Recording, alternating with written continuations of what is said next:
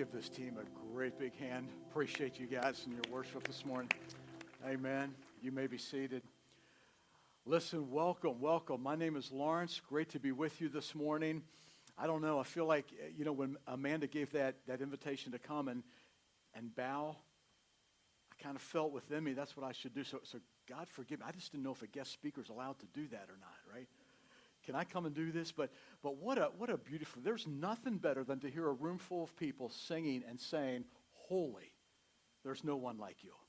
I hope that really is what you mean. I hope that's your experience with God, that you have discovered there is no one like him. And we hope that becomes even more of a part of your life today. So it's good to have you here. My name is Lawrence. My wife Penny and I are here. I'm one of the pastors at the Chambersburg campus. And it's been a while since I've been with you, but it's great to be back just to see familiar faces, to meet some new faces. We love what happens at Shippensburg, and we applaud you guys all the time for what's happening and what you're allowing God to do here. I'm so sorry that you had to get me both on the announcements this morning and live in person. That's kind of a little bit of overload, especially since the fact that I dressed the same for both. Actually, I should have looked at that before, but anyway, good to be with you. And in case you missed the opening announcements, Penny and I just bring you a happy Thanksgiving to you and your families and from all of us at Chambersburg. How many of you have ever heard of the Butterball Turkey Hotline? Have you heard of that? So this is the hotline that you use to know how to make your Thanksgiving turkey. This is true. This actually happens. There's a room of about 20 to 30 people that are sitting around answering phones on Thanksgiving Day. And if you are stuck with knowing how to prepare that turkey, if you still do that, you just call in and ask them. They receive 10,000 phone calls every Thanksgiving Day. 10,000. The number one question is, my turkey's frozen. What do I do? It's still frozen. And some people even ask the questions, is it okay if I put it in the dishwasher? Yes, the dishwasher. Is it okay if I wrap it up in an electric blanket? And they have all these questions. Well, there's this whole room full of experts that are there to answer your questions. So I had this thought, great thought. I think it came about Thursday of this week. It's too late to do anything about it this week, but this year. But I decided that we're going to do, and I may need your help with this, but we are going to do a Grand Point Church Butterball Turkey Hotline next year. Seriously, it's going to go something like this. Now, I'm going to need your help because the ringtone is gobble, gobble, gobble. All right? So when I count to three, you give me the ringtone, and I'm going to kind of give you a script of what came into my mind so far. You ready? It's a little interaction here. 1, 2, 3. Stop. Hello, this is Grand Point Church Butterball Turkey Hotline. How can I help you? Oh, your turkey's too big to fit in the pan. Does not fit in the pan. Okay, ma'am, there's two options. Number one, you could get a bigger pan. But from the experts, we would just suggest that you put your turkey in multiple pans. That's right, just cut your turkey up and put it in multiple pans. Of course you'll need multiple ovens to do this. Oh, that's okay if you don't have more than one oven. You just find one somewhere in town that's not being used. Or better yet, you find an oven in the next town that's not being used and put your turkey in there. We call this multi-site. One turkey, multiple ovens. All right, some of you didn't get that. Let me explain. If you are new to Grand Point Church, right, or you don't know who we are one church that meets in multiple locations. Right, one church. So we have a church at Chambersburg. We have a meeting here at Shippensburg.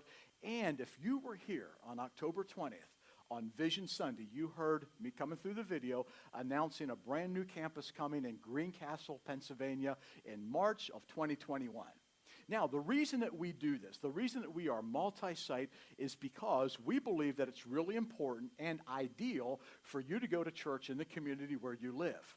Now, let me just clarify that by saying, if you live in Greencastle, or you live in Hagerstown, or you live somewhere else, and God called you to Shippensburg, you better be here. Right? Don't you leave if God called you here. But if you're kind of undecided yet or not quite sure where that is, we believe that taking church to your community is going to be a good thing for you. And just what happened here at Shippensburg is exactly what we're expecting to happen at Greencastle in just a little bit over a year. So thank you. Thank you for being a part of what God is doing at Grand Point Church. This is a great time. it's a great time to be part of Grand Point Church. It really is. And so I'm so excited to be here at the Shippensburg campus to meet you, bring you greetings, and bring you a message this morning. Pastor Kevin, thank you for this great privilege to do this. And I'll be bringing the last message today on the series called Code of Honor. And because we're talking about honoring people that God brings into our lives, I do want to take this moment just to honor Pastor Kevin and Crystal for their great work that they've done here at Shippensburg campus. By the way, things like this just don't happen. They happen with great leadership. They happen with commitment. So I just want to take this time to honor you guys. Thank you. Appreciate all that you've done for us. And yeah, you can stand and whoop and holler, whatever. You know, it's kind of like when you have your first child, they don't get away with anything. You're pretty hard on them. By the time you have your third or fourth kid, they can do anything that they want to, right? This is our first multi-site campus, our first multi-site campus pastor, and Kevin and Crystal stepped out with a great amount of faith, great courage, and great risk to make this happen. But God has just used them in an incredible way, so we're thankful for that. Code of honor. We use that word honor a lot as an adjective, and we talk about honor roll, honor society, honorable mention, honor, and we use it as an adjective. But in the Bible, when that word is used as a noun, it means esteem, value, and great respect. So when we're talking about honor and how we honor each other, it is with esteem, it is with value, and it is with great respect. On Wednesday of this week, I did a funeral service, and it had a state police escort from the funeral home to the burial site. This was a beautiful thing, and we're going down this road, and there was a road construction, and so it was narrowed down to one lane. There was a flag person at the front end, a flag person at the back, and then the procession came through. And when the procession went through this work site, every single one of those workers removed their hard hats, put it over their heart, and stood at attention as the procession went through. That's honor. That's honor. And then we're driving down the road, and the opposing traffic pulls over to the side and stops because there's a funeral procession. Most likely it was because of the state police escort, but regardless whether they were in respect to the authorities or the funeral, they pulled over to the side, and I'm thinking, man, this is amazing. People still honor. People still show respect. And so today, I want to talk to you about a topic that I've never been this specific with before in a message. And I don't know, I hope it doesn't make you uneasy. I'm a little bit uneasy. You understand now why Kevin asked me to do this message, right? But I want to talk to you today about what it means to honor people of the opposite sex that God brings into your lives. Men, how do you honor the women in your workplace, at the gym, at the church? Women, how do you honor men in your workplace as well, the men that are in your lives? I want to talk about this because I don't know where you're at with the Me Too movement, where you stand with that, how you lean into that or not. I feel like in a lot of ways, the men in our culture today have a huge apology that we need to make to women. In the way that they've been treated over the past and the way that things have been kind of covered and dealt with. Men that reach places of high power demand unfairly a lot of things from women. And so I want to talk a little bit about that today. How do we honor women in the workplace, and how do men, and this is going to go both ways, but because the story that I'm going to use in the Bible is really about a man needing to show honor to a woman, it's going to be kind of leaning that way a little bit. But the reverse is also true. See, now, the Me Too movement is actually described as the world's first mass introduction, right, or mass response to sexual abuse. But I would just want to say this. I think we have already had a response to sexual abuse a long time ago. It's just that we've ignored it. So what I'd like to do today is take this Bible story from 2 Samuel chapter 11, and I want to talk a little bit about the life of David. That's what we've been doing in this series. We're talking about the life of David and all the things that he has done and performed in his life. And today we're going to talk a little bit about David and the way that he dishonored a woman in a great way. So this series has been showing us the importance of honoring people that God brings into our lives. And we're going to talk today about a code of honor that will work with you in relating to people of the opposite sex. Now, to dive into this, let me use the story from 2 Samuel chapter 11. David is now about 50 years old. So this past week, it was Thursday of this week, I was in a phone conversation with the executive director of our denomination, and we were discussing an issue, a big issue that's going on right now in the country of Bangladesh that we have to deal with, and it has to do with some leadership. So in the course of the conversation, I suggested or proposed the name of a certain person that might be able to step in and take some interim leadership in the ministry there. And the executive director on the other end of the line said, "Oh, yeah, Lawrence, but this guy's no spring chicken anymore. He's like 59 or 60 years old." I turn 60 in 29 days. I do. I'm on the other end of the line thinking, this guy just called me an old crow or so. At least I'm not a spring chicken anymore. But so you know what? When you reach 50, and I don't know how many of you are 50 or older, but when you reach 50, you like to think that everything stupid is behind you. You know what I mean? Like you've lived through your college days and your young adult days and all those days you're trying to figure out life and did some stupid things. When you get to the age of 50, stupid is behind you, right? Well, the story that we're going to look at today is a guy that's 50 plus years old. He's stupid. He made a stupid move. By the way, the big idea that I want to take, that you want to take away today is this, and this might not sound very spiritual, but I think this is good for you to remember, and that is this. Every single one of us is one decision away from stupid. One decision away from stupid. It takes one decision for you to kind of mess up your life, do something that's going to hurt somebody else, and at least bring dishonor into relationships. So here we go, 2 Samuel chapter 11.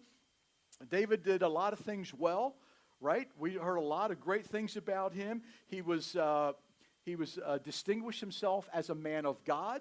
He was a poetic writer. He wrote a lot of the Psalms. He was a faithful shepherd. He was a valiant warrior. He was a great leader of his people. He did so many things right. In fact, he was not only a man of passion, but also a man of great compassion. Last week when Kevin was doing the message on kindness, he used the illustration of David inviting a guy by the name of Mephibosheth into his house to sit at the king's table. And he did that to show him kindness because he was of the line of Jonathan, David's best friend. That was 2 Samuel chapter 9, and then what happens in 2 Samuel chapter 10 is David continues to show kindness because he hears about the king of the Ammonites who just died. This is a country close to Israel, but outside of them, and the king just died. So David in his kindness said, listen, I just want to show some kindness to the king's family. I'm going to send a delegation of people from my tribe over to the Ammonites to show respect. So he's like, I want you guys to go to the viewing and just show some respect. So the Ammonites are over here, and they see all these boys from Israel coming, and they're like, wait a minute. They're not coming to show respect. They're coming to spy on us. And so here's what they did. Now, don't ever tell me that the Bible is boring. This is actually hilarious. But these Ammonites, they ganged up on the guys from Israel. They shaved off half their beards and then cut off their tunics or their garments at the buttocks. This is in the Bible. 2 Samuel chapter 10. So now, this whole Israelite army is marching home in their whitey-tighties with half of a beard.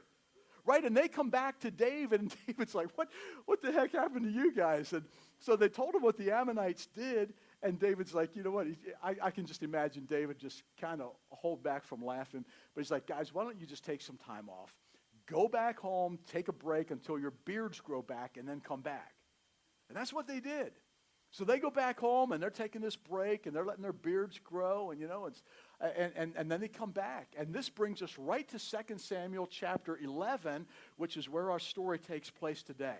They came back at springtime, and at springtime, the custom was, this was like clockwork. Every spring, the Israelite army would go out, and they would siege another country.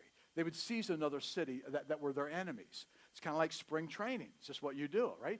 And so they came back at springtime, and it says in 2 Samuel chapter 11, verse 1, In the spring, at the time when the kings go off to war, David sent Joab out with the king's men and the whole Israelite army. Guess who they attacked? They destroyed the Ammonites. These boys that shaved their beards off and cut their coats off. They sieged the Ammonites and besieged Rabbah, but David remained in Jerusalem. This is very uncommon. Kings do not do this. When a king sends his army out, the king always goes with them. Always. In fact, the king is like the front man. He's the point man with the army. That's just what you do if you're a king. But in this particular case, it says David stayed behind. He sent his army, but he's back at home. We don't know why. The Bible doesn't tell us why, so we'll give him the benefit of the doubt. Right? Maybe he called in sick. Right? Just wasn't feeling good, so he stayed back. All we do know is that he was in bed. And verse 2 says this. One evening, David got up from his bed, and he walked around on the roof of the palace, kind of a little terrace, rooftop terrace, and from the roof he saw a woman bathing, and the woman was very beautiful. You need to know that the Bible very seldom uses the word very. In fact, if it does, it's not some kind of an exaggeration, but it means, as in this case, she was very, very beautiful. This was a beautiful woman. It's not an exaggeration. Now, if something is beautiful, it's attractive, and attractive things attract, right? So what do you do? If you see something beautiful, you're going to look at it. So if there's a beautiful building, a beautiful landscape, it's going to get your attention. If there's a beautiful woman, it's going to get your attention. That's what beauty does. It attracts. Attractive attracts. So ladies, if you see your man looking at another woman before you backhand him, right? Just give him the benefit of nature, right? Show him a little grace of nature. If it's an attractive woman, he most likely is going to look. It can go the other way too, but often, guys are going to look at an attractive woman. So guys, you're going to see attractive women in your workplace. You're going to see attractive women at the gym. And I can't confirm this or really defend it, but I'm thinking that with all the women in Franklin County, the most attractive women go to Grand Point Church. You don't know what to do with that, do you? So some of you guys are like, do I say something? I guarantee you, whatever you say, you're going to have to defend on the way home. So be careful how you say it. But you can whoop and holler over that because we have attractive people coming here. My point is this. Guys, we're going to see attractive women all over the place. Workplace, gym, community, your circle of friends, even at church. And so we're going to look because you're attractive, right? Now, here's the thing. Here's where, ladies, you can do the backhand. If that look goes further than just a look, right, then you have something to deal with. Because then you come to a place of honor versus dishonor. And I'm going to unpack this in a moment. But I want to show you what David did. This is a good time for me to remind you again, our main point is everyone is just one decision away from stupid, okay? So far we're okay. David is now on his rooftop. He's taking a walk on his roof. He looks down and he sees an attractive woman taking a bath. And he's at this point, it doesn't appear that David did anything wrong. He has not crossed any moral boundaries.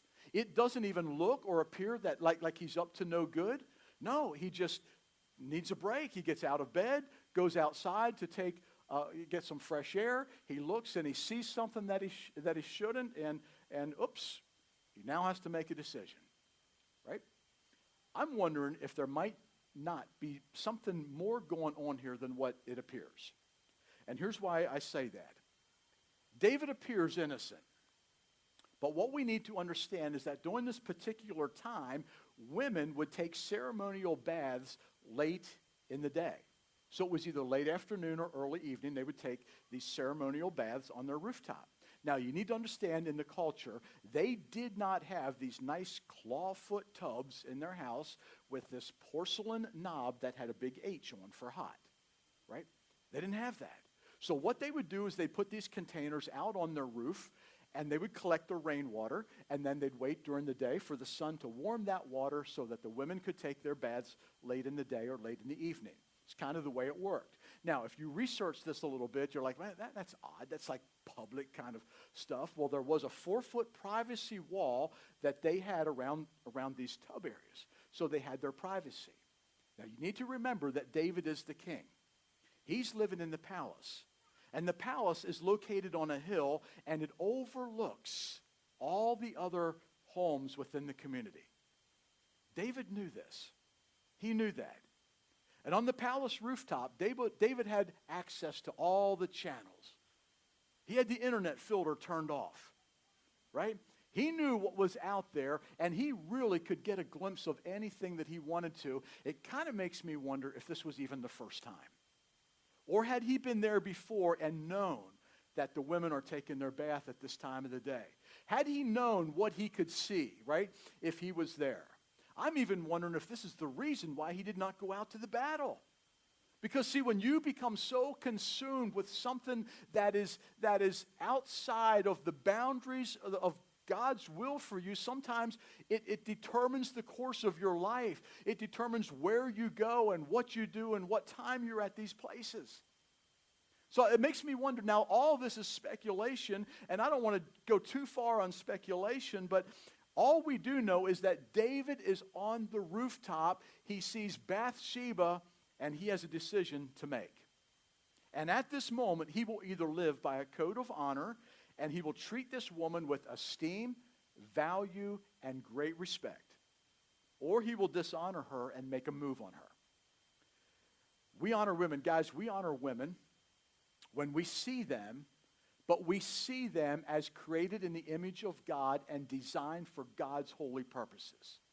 We cease to honor women when we see them and we look at them and try to figure out how can they please us. You see the difference? That's the difference between honor and dishonor. Well, curiosity got the best of David, so he compromises with a half step. And in verse 3, David sent someone to find out about her. He calls one of his servants and he says, hey, you see that woman over there? Go check her out. I want to see who that is. Well, the man said, now watch this. This is important when it comes to honor. The man said, isn't that Bathsheba, the daughter of Eliam, the wife of Uriah the Hittite? Three things he points out. Do you see what David is saying here? He's saying, David, she's more than a beautiful body.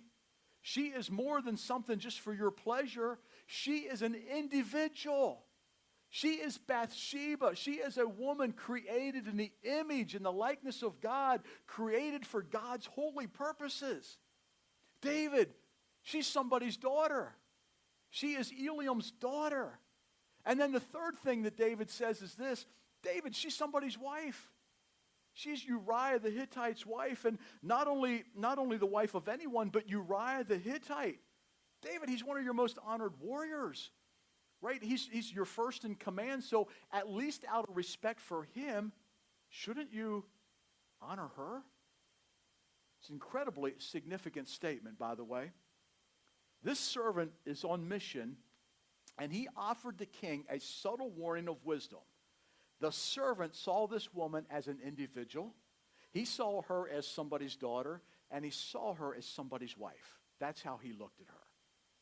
By the way, guys, that's a great way to kind of run through that grid when you see an attractive woman. She is created in the image and the likeness of God. She is designed for God's holy purposes. She's somebody's daughter, and she might even be somebody's wife. She's not yours. Right? So that's how you kind of show honor. Well, the servant came back and said, David, what are you thinking? Right? But he doesn't even seem to register with David. He could do the right thing at this moment and choose to honor this woman, but he blows off all that advice that his servant gave him. He sent the messenger to get her. She came back to the palace, and he slept with her. He slept with her. I don't know if you know this story or not, but a couple weeks later, it was kind of like a one-night thing. She leaves, goes back to her home. A couple weeks later, she sends a message to David saying, David, I'm pregnant. Now he has another decision to make. Right? Either he could come clean with this, choose to honor her and come clean with this, or dishonor her and try to cover it up. By the way, almost every cover-up is dishonoring somebody. You have a sexual sin that you're hiding, that you're covering, most likely it is dishonoring somebody in your life. Even if it's a woman that's online or, in a photo or whatever it is, you're dishonoring that woman if you're using her for your own pleasure. It's kind of the way it is. Right? To honor her would be to see her and say, you know what? She is created for God's holy purposes. She's somebody's daughter, and she might even be somebody's wife or future wife. Well, David kind of blew all that off, and he chooses to cover up. And here's what he did. He invites her husband, Uriah, back from the battlefield, and he says, man, Uriah, you're doing such a great job out there. You're working so hard. I just want you to take the weekend off. Get a little R&R. Right? So go with your wife and just go away, spend some time with her, because he's thinking that if he does that, then he'll think that the baby is his. Uriah was a man of honor. And he's like, you know what? I've got a bunch of guys out there in the battlefield. There's no way I can do this, David. I can't have my guys out in the battlefield and then me go spend time with my wife. So he refused to spend time with her. In fact, he slept outside outside of the palace.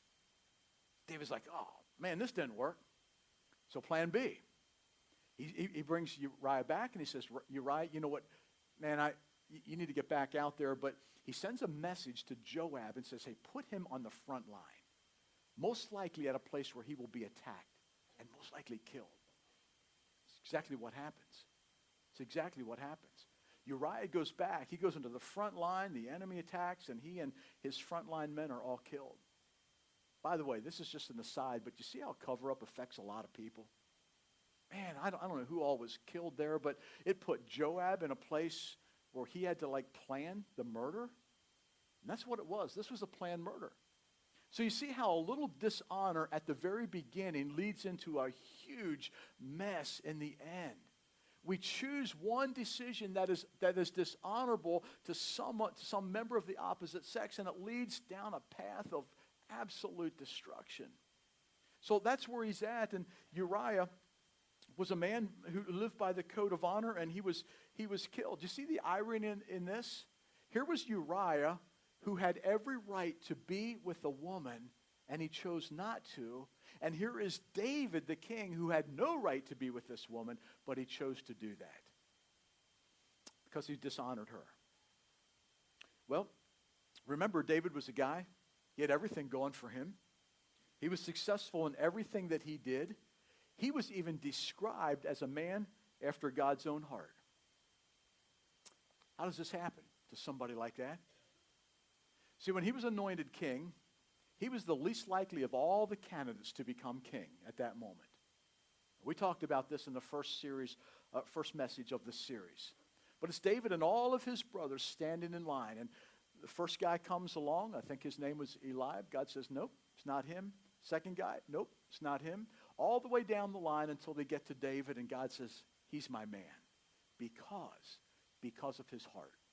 And this is where we get that scripture where it says, man looks on the outward appearance, but God looks where? God looks on the heart. He saw the heart of David, and he's like, that is my man. That's who I want to be king. So he had it right. He had it right at that moment.